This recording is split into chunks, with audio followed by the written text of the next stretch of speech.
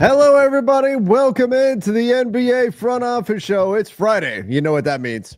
Front Office Friday! First round's just about done edition. That's right. Let's go. The NBA playoffs continuing to move along at an incredible pace. We've got obviously fallout from that Clippers-Nuggets game, the Pistons and Knicks. The Pistons season comes to a close, plus a ton of offseason stuff going on, all kinds of stuff happening. But Keith, I think it would only be right if we start the show off by mentioning Greg Popovich, whose coaching career officially comes to an end. He will move into a team president role or basketball president role, whatever the official title is, with the San Antonio Spurs. Ms. Johnson will take over as the head coach permanently of the Spurs. Incredible coaching career for Greg Popovich. And Keith, I think the only true, we could certainly celebrate the coaching career of Greg Popovich, one of the all-time greats. The only sad element of it is that it's not really happening by his own choice, right? Because of the health issues that he's been having. Yeah, that's the only bummer of his career, really. If you think about it, all-time winningest coach, other than the last few years, which was extremely intentional for the Spurs, they were never really bad under Pop. They had a couple down years due to mostly injury-related stuff, and then came away with David Robinson. Then he stepped in. They got Tim Duncan, went on a 20-year playoff streak, multiple championships in that time. Just one of the, turn the small market Spurs into one of the model franchises in the NBA. And yeah, it sucks that he's not ending on his own terms, but I do think this is probably for the best. It's, the life of an NBA head coach is it's a stressful one. There's a lot of travel involved, not a lot of sleep at his age. It just can't be good for him. So super, happy for him that he did make this choice, because hopefully this leads to a long and healthy life for him moving forward. Sure. Wish it could end it on his terms, but at least he's still going to be around with the Spurs. Mitch Johnson's a member of the family, so they keep that going. I thought he did a pretty nice job in tough circumstances with the team this year, and now we see where they go from here.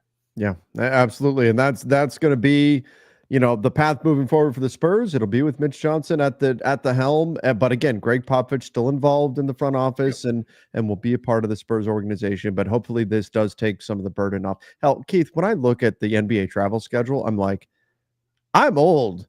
Yeah. I'm not that old, but man, that would get to me. I think this is probably the best thing for Greg Popovich. That's fairly grueling. Phil Jackson talked a lot about that too when he decided to end his coaching. It was the travel that was starting to get to him. Yeah. That's a very difficult burden of the job, in addition to the stress and everything that comes with being on an NBA sideline. So remember there was a point where they were like, maybe Phil Jackson will only coach home games. Yes. Yep. And Phil Jackson was like, he pretty quickly was like, then I can't coach the team. If I'm not coaching the team, I can't coach the team. And I think that's accurate. I don't think you can do that. It was a different thing, but we saw how well it worked with Kyrie Irving only playing road games for a little bit there with the Nets because of the vaccine stuff that one season, and that was very messy. So I think we're just in a spot where it becomes you can't do it. Do the Spurs put up a banner for Greg Popovich or something in the building for him? You don't know if there's an all-time winningest head coach banner already up or not. Maybe there is. If there isn't, there absolutely should be.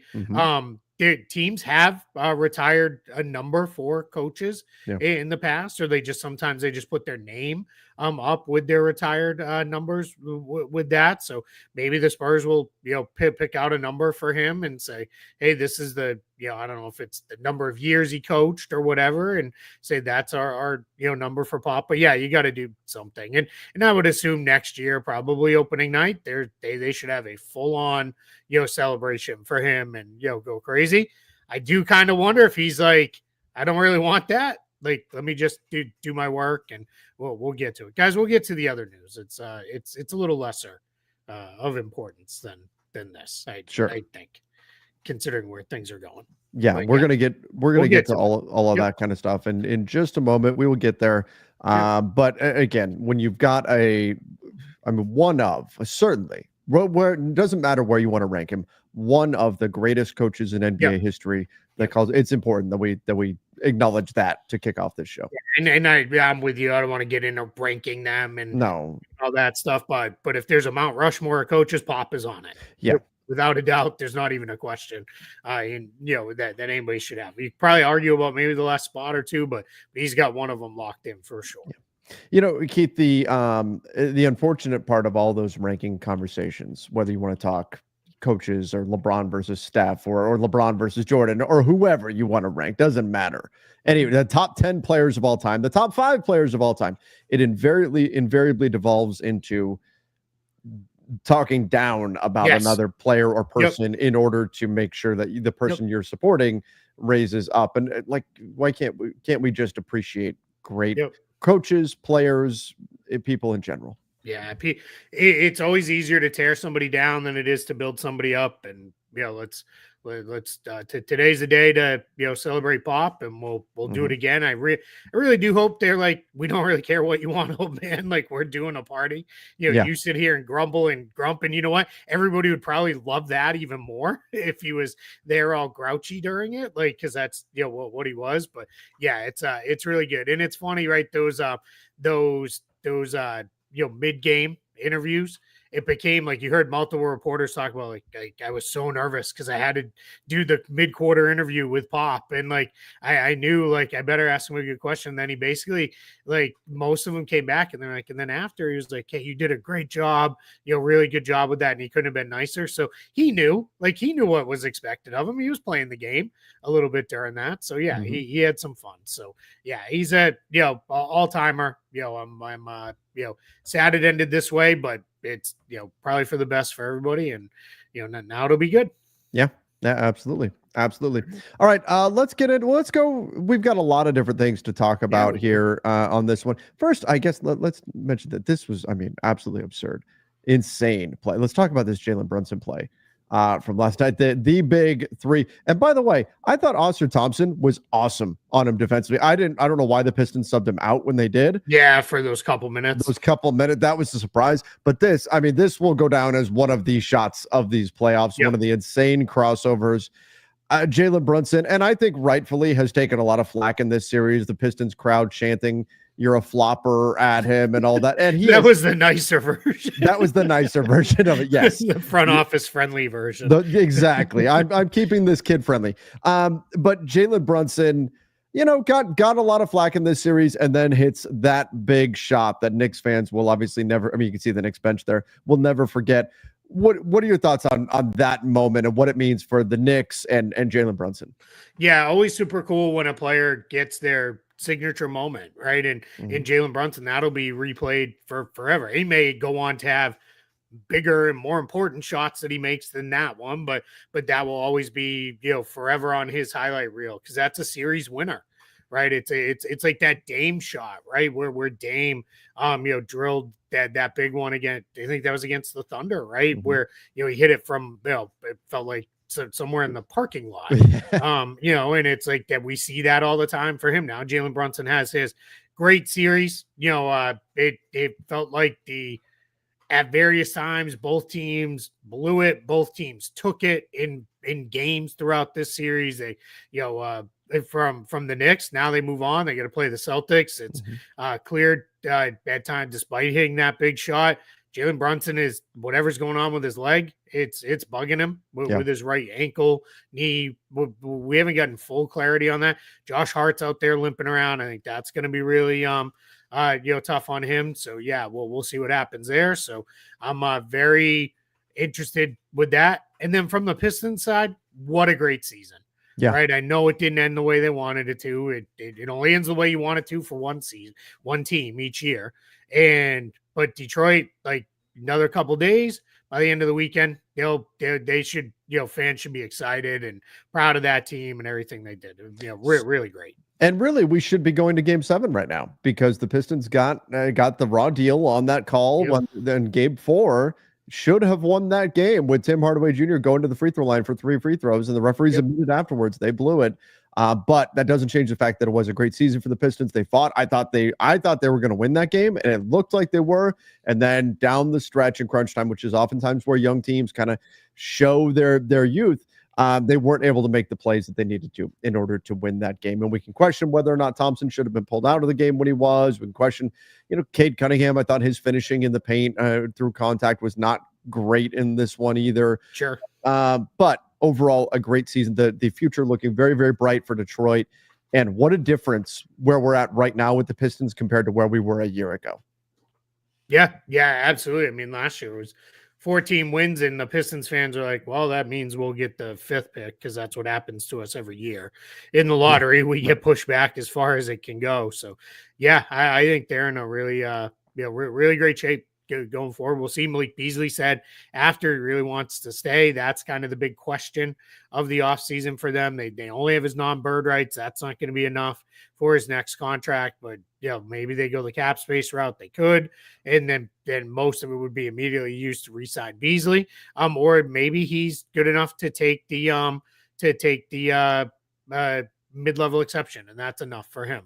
And he's happy to have that, and that's the way it goes forward. But important to get him re-signed with that. So we'll see where that goes. A couple people have asked dropping questions about Knicks Celtics.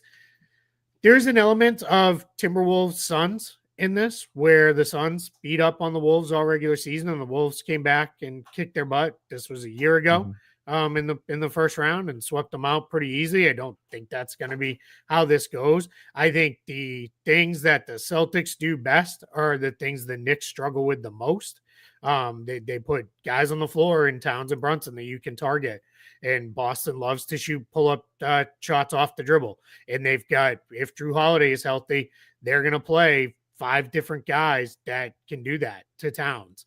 And also those 5 guys can also drive if Towns gets up too close. So it's going to be tough for the Knicks to slow down Boston as it was all regular season long. Yeah, that's going to be the challenge for them.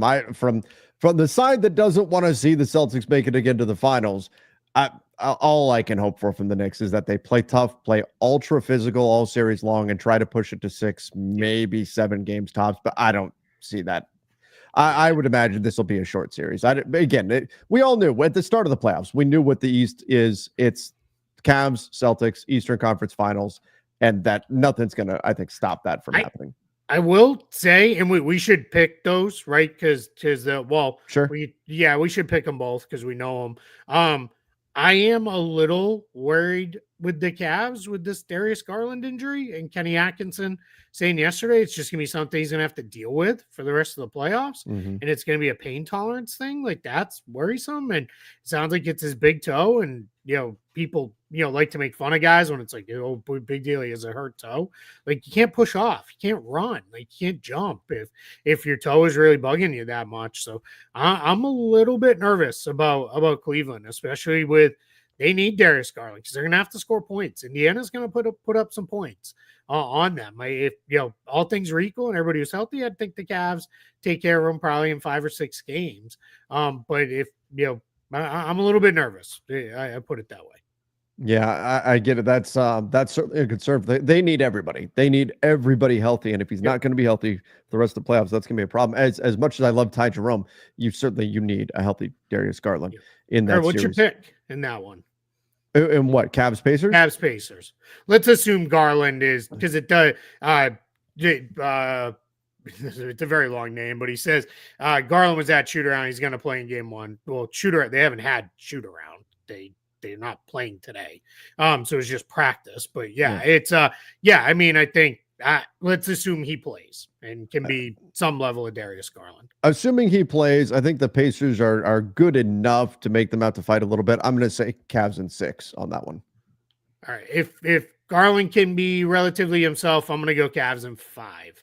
Okay. I worry that Indiana's not going to be able to get enough stops. Yeah. And I'm probably underrating the Pacers again, like I did a year ago. What's your pick? Celtics Knicks. I would love it to go 7. I don't think it's going to, though. I'm going to say Celtics in 5. Just be pessimistic because I think that the Knicks they're so banged up and they don't as much. They made moves in the offseason to try to match up with the Celtics, but they're not on that same level. So I'm going to say it's Celtics in 5 on that one. Yeah, we're in agreement on that one. I respect the Knicks offense enough and Madison Square Garden that I think they'll get one of their home games. But I think Boston knows now you don't mess around. You get these series over and get out, as quick as you can. So I'm also going Celtics in 5. Yeah, so I think that'll be fairly short-lived. Now I've got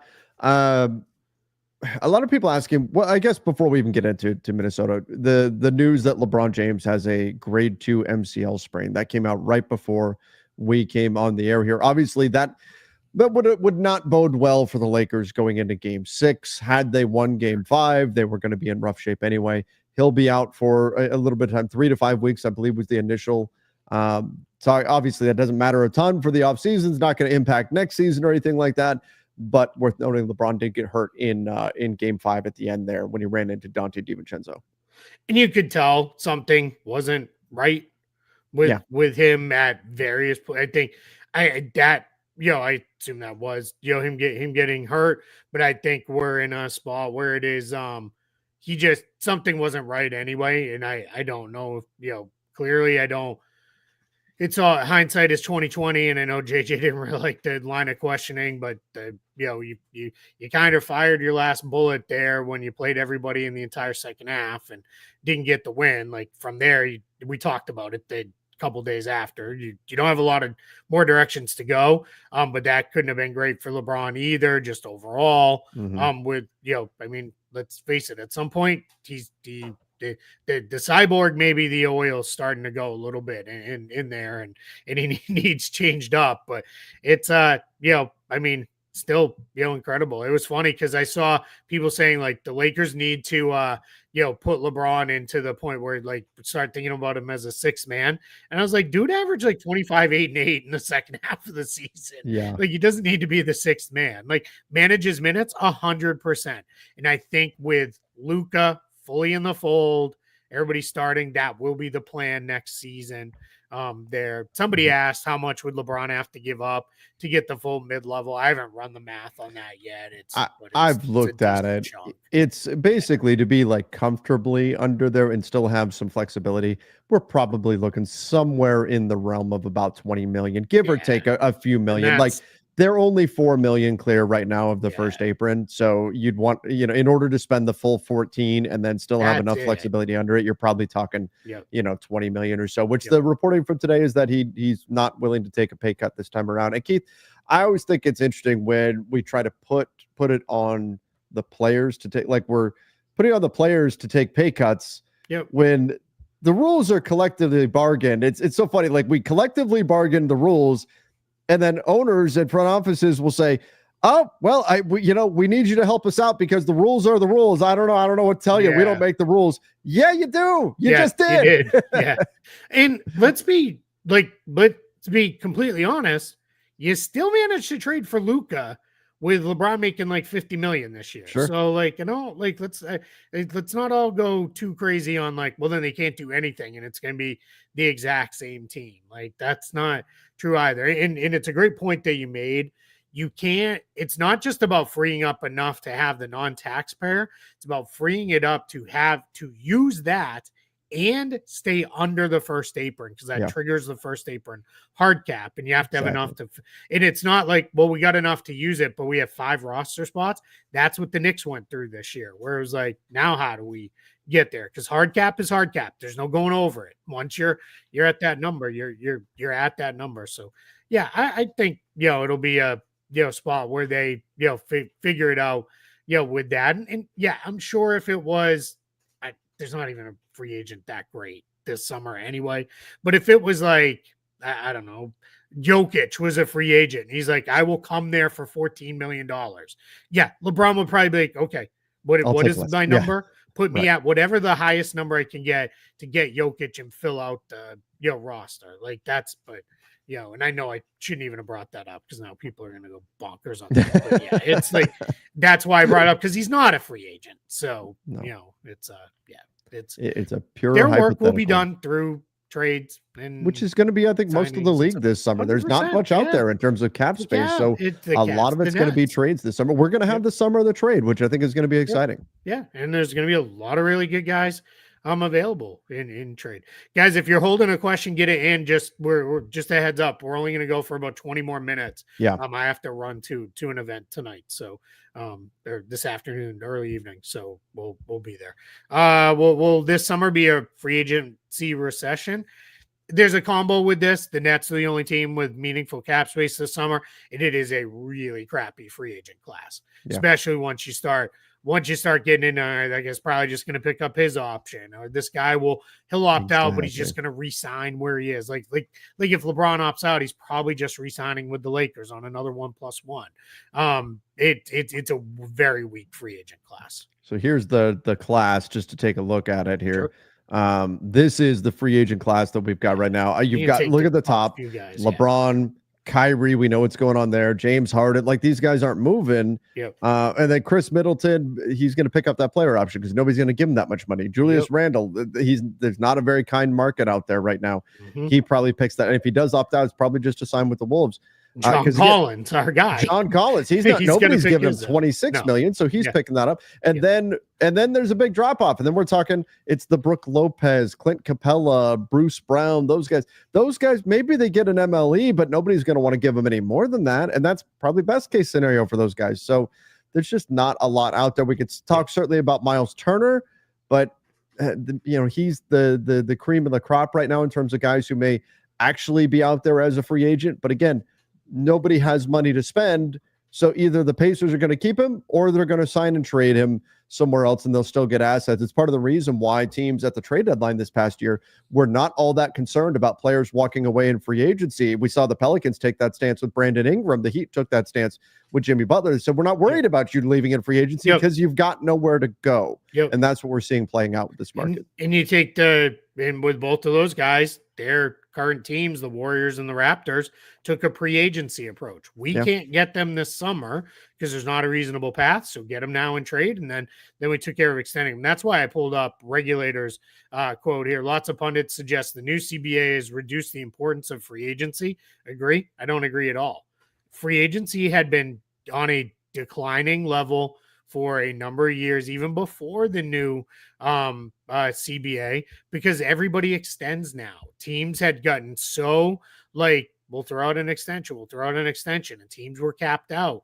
What will happen is probably in a couple years, because of the cap growth, as some of the contracts come off the books, we're going to see some of these teams have cap space, and that's when you'll see free agency come back into vogue for probably about a 2 or 3 year cycle. Then we'll go back into nobody has cap space and we're all capped out. It's been that way for the last 2 decades in the NBA. It goes in these cycles of free agency is the way to build your team. And then everybody's like, well, that didn't, go this way, great for everybody. Sometimes it does, sometimes it doesn't. And then it cycles back in. And it's also, the other thing is when the big major markets have cap space, it just means a lot more than when it's Charlotte and Memphis and, Oklahoma City in the old world before. It just doesn't mean as much. It's kind of a chicken and egg thing to a degree too. If there's players available, teams will clear out cap space. If there's cap space available, players will target that summer for their free agency. So that's there's not players to spend it on, so there's no cap space really out there for teams anyway. It just means teams will get creative with the trade. And we talked about how restrictive the new CBA is.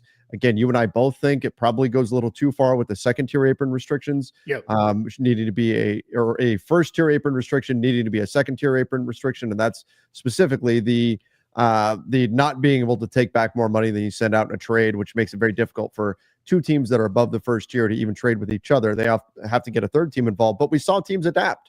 And we got a lot of 3-team trades and things like that happen. So teams will find a way to make improvements over the summer. I'm confident of that. Yeah, absolutely. I mean, they always do. It's Jurassic Park, right? Life will find a way. GMs will find a way. By the way, why are they making another? I don't know. Why are we still bringing kids to this island?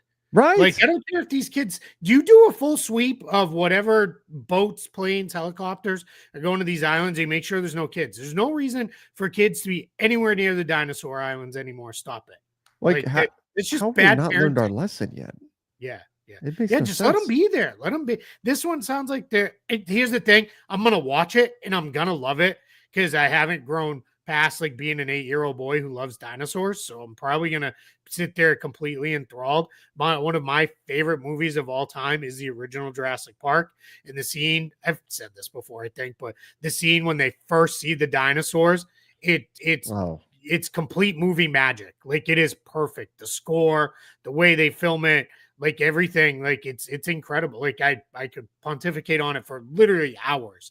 It's like my favorite thing I've ever watched, in a movie ever. But yeah, stop bringing kids to the dinosaur island and just let the dinosaurs be. Just leave them alone. They clearly don't want to leave the island.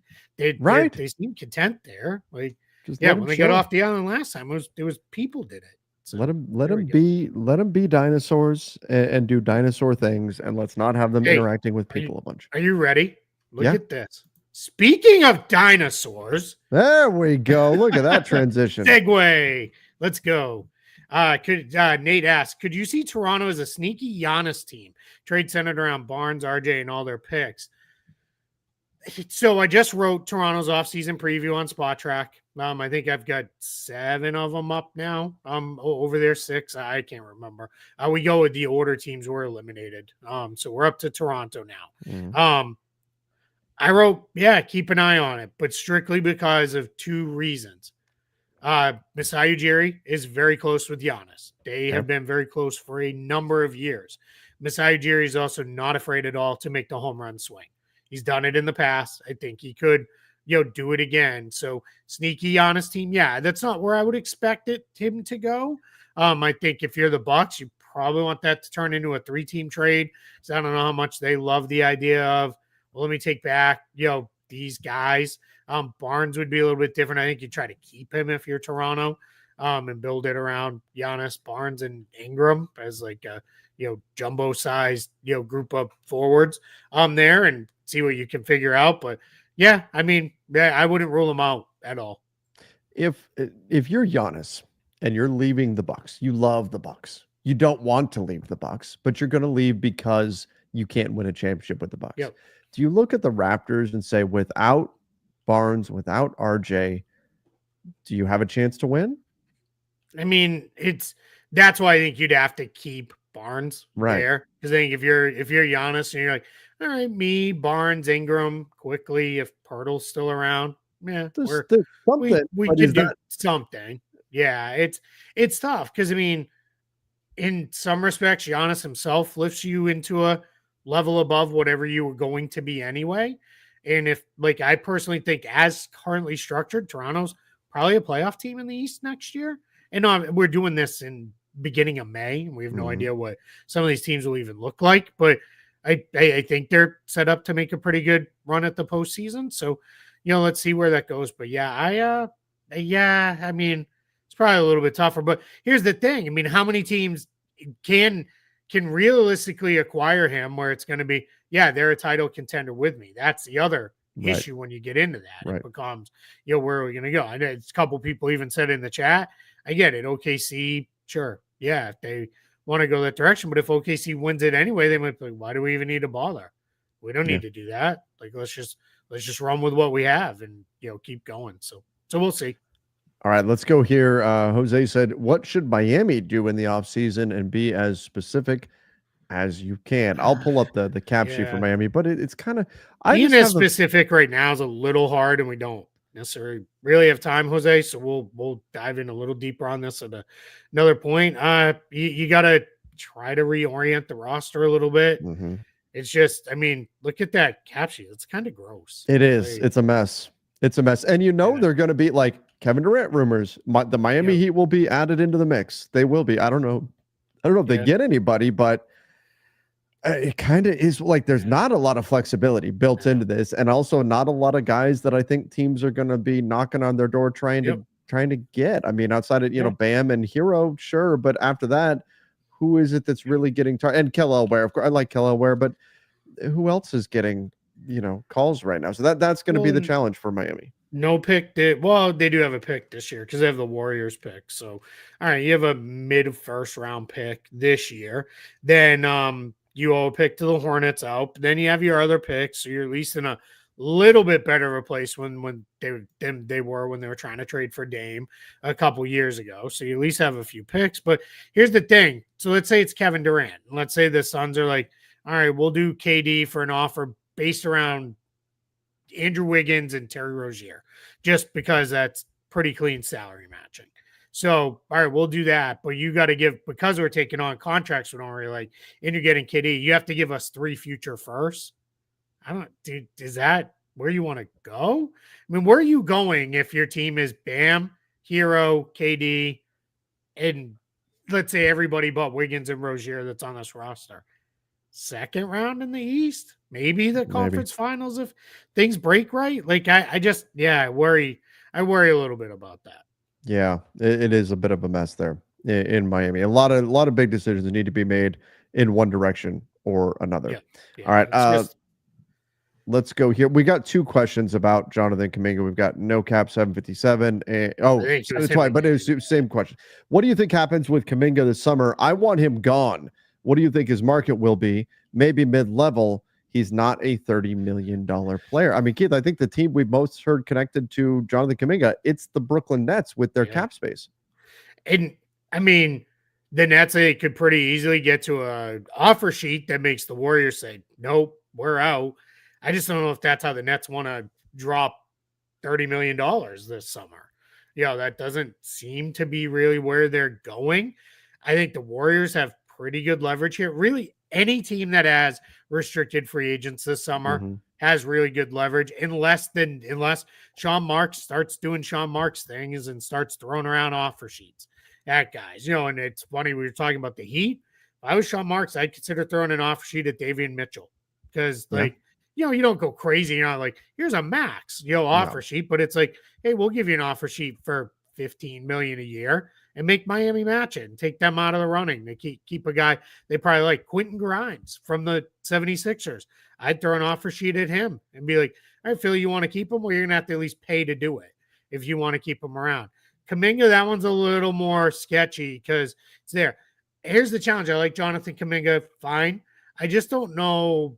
Is Jonathan Kuminga a good stats, bad team-ish guy? It's not totally fair because the Warriors weren't necessarily bad the last couple of years, but I don't know. It's just a weird situation for him. I kind of think we could get to a spot where he just signs the qualifying offer. It says, let me just stay here for one more year, and then I'll figure it out as an unrestricted free agent in 2026. Do you think he wants to stay in an ideal world in Golden State? Probably not. Right. Yeah. So not now. Not where they're like, we can't, for whatever reason, they believe they can't play him with Butler. So that, if he can only be Jimmy Butler's backup, all right, that's not the worst job in the world because that's probably in the regular season you're talking about. He's going to play range of 55 games, minutes. 60 games. Yeah, he's only going to play 50, 60 games. So you're going to get a bunch of run then when he's out. But I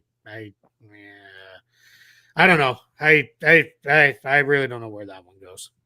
All right, let's go here. Andrew said, who so far in the playoffs has personally surprised you the most? I flagged this one because I have an easy answer, but go ahead. Oh, okay. If we say the same guy, I'm going to die. If we say the same guy, I will be shocked if we say the same guy because I tried to pick more of a fly under the radar guy that I think has done a good job and maybe an unsung hero. Okay. I want to give some credit to Nick Batum. Okay. All right. Who I think okay, good. I was figuring we wouldn't.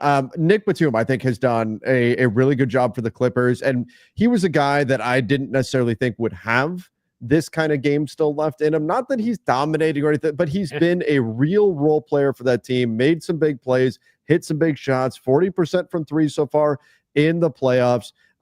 He's got 1.7 blocks per game in this series right now against the Nuggets. I think Nick Batum has filled his role very, very well with the Clippers to a degree that I didn't expect coming into the series.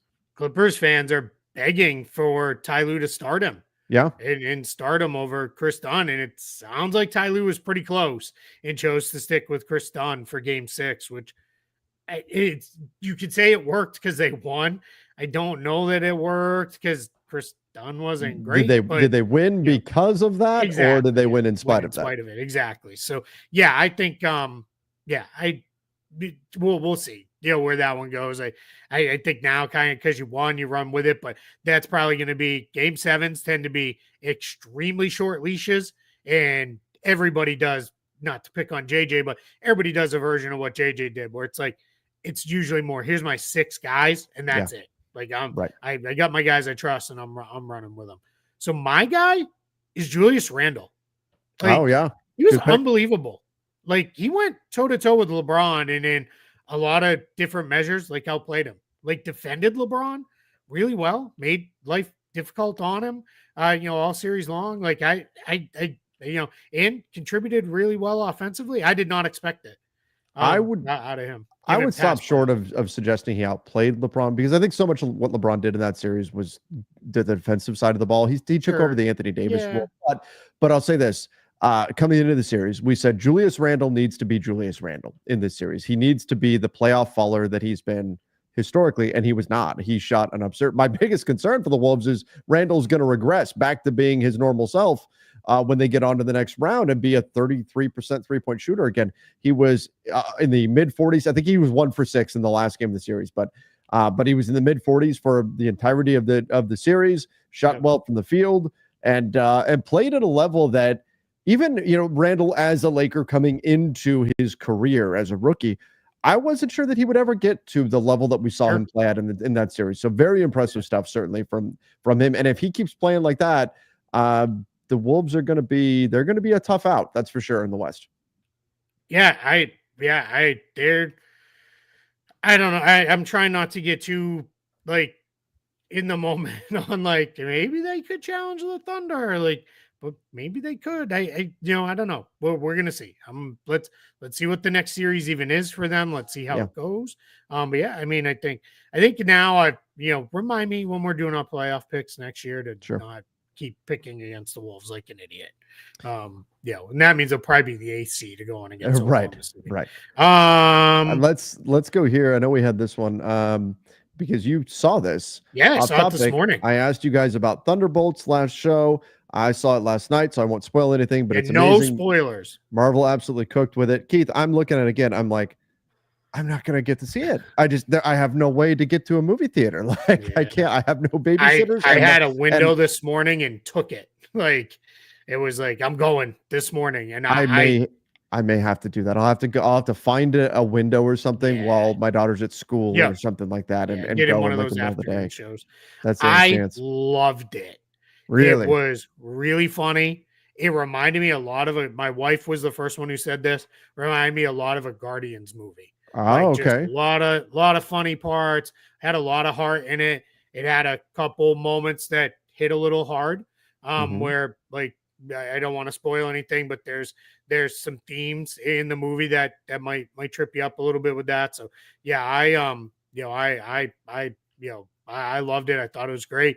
Couple good setup things for later down the line, and but yeah, just a really fun movie, and one of these ones where it felt like for the first time in a while in a Marvel movie, it wasn't like, well, we shot this and didn't like it, so then we shot this instead, and then we stitched together this whole 2-hour movie that you kind of left like, what was this that I just watched? I was just thinking about this, that and overall I like Daredevil, the series that we just saw, but the Punisher midway through, and then suddenly he looks totally different when he appears at the end. And they're like, oh, he just got a haircut. Okay. Obviously these were shot at 2 different times. Yeah, very different time. Yeah, it was probably like, hey, we need to bring you back in. He's like, bro, I cut my hair. Yeah. I want to hit this one really quick from Nico Harrison's burner. So I recommend you attend Sports Business Classroom. Maybe you can learn a thing or two about trade value. But yeah, Sports Business Classroom's going on. There are a few spots left, very few spots left. So sportsbusinessclassroom.com or just Google Sports Business Classroom. We had Eric Pincus on a couple weeks ago. He did a show with Trevor and I and talked all about it. So you can find that show in the archives if you really want to hear Eric talk about it as one of the lead instructors. I will be there assisting as an instructor this year as well. So I would highly recommend it. There is no guarantee it will get you a job in basketball, but you will be better positioned to get a job in basketball coming out if you come and do the things you're supposed to do. It is a very jam-packed, long week in Las Vegas with all that. So if you think you're coming to Las Vegas for vacation and a couple hours of like classroom stuff around it, no, you're going to be in classroom for like 8 to 10 hours a day with other stuff outside of that for the week, but very well worth it if that's if what you're looking to do is work in sports. So I would 100% check that out. Yep. Yeah, absolutely. Absolutely. All right. Do you think Giannis will request or demand a trade? I do. I do think Giannis will ultimately. I think he's got a tough decision to make. I think he can either stay in Milwaukee or he can contend. I think he's going to pick contend, and we'll see where that goes with the Bucks this summer. I think when we get that news, it'll be we've mutually agreed to find something, because I think it's gonna. I don't think anybody's going to paint Giannis as the bad guy, and I certainly don't think we're going to see Giannis like out here on social media being like, "Get me out of Milwaukee" or anything. Like, I don't think we're going to be anything out of that. So, yeah, Dante didn't try to take out LeBron. No, things happen in basketball. Yeah, that's the way. That wasn't. I don't think that was a dirty play or anything. And we talked about the MCL sprain. Do the Lakers have the biannual exception? I mean, they could. They do. They used it on Taurean Prince. But really, is that 2 years ago though? That was 2 years ago. But does that target the? Does that trigger the second tier or the first tier? Yeah, first apron hard cap. First apron. Really, so that makes it tough. Yeah, it's really kind of, if you've got the non-taxpayer Emily, you'll have the biannual 2 in most cases, unless you used it in the prior year. So we'll see with that. So yeah, it's we'll see. With that. Yeah, and Jeremy, I know they did. Jeremy says they did reshoots on Thunderbolts. They did reshoots, but they didn't do like full on like major rewrites where it like became almost a full different movie with that. So somebody said, do you get a certificate of completion at the end of sports? I assume that's at the end of sports business classroom. Yeah, there's a whole thing you get put into a if you pass successfully and you're a good student during the course, you get put into like a talent list where you get access to see job postings that might not go public and things like that. So there's a lot of reasons to do that if you're really interested. That if anybody wants a lot more detail, just shoot me an email, keithpsmith78@gmail.com. It might take me a little bit to get back to you, but if you put in the thing sports business classroom in the subject line, and I'll run a filter and get to it sooner rather than later. All right. And I know you've got to run, Keith. You got to get off to your event. So we'll wrap things up there. We'll just I'm assuming this is about the Lakers. Renounce players on the cap hold to open up. No. You only renounce players to open up cap space. Yeah. That doesn't do anything. It's once you're over the cap is over the cap. So you're only renouncing players to open up cap space. Exactly. That doesn't do anything as far as the aprons or the tax or anything like that. But yeah. It was a short one today, guys, but we wanted to make sure we got one in for y'all. That's right. Yep. And we had, pretty close to a full show. I had some power issues, and that's why we got a little bit later start. Trevor, thunderstorms rolled through. More super chats. Oh my God. It was brutal. Brutal. I'm like, right when we're just about to start, boom, power goes out. So anyway, pay Trevor's bills. Thank you, everybody. Have a great weekend. See ya and stay safe.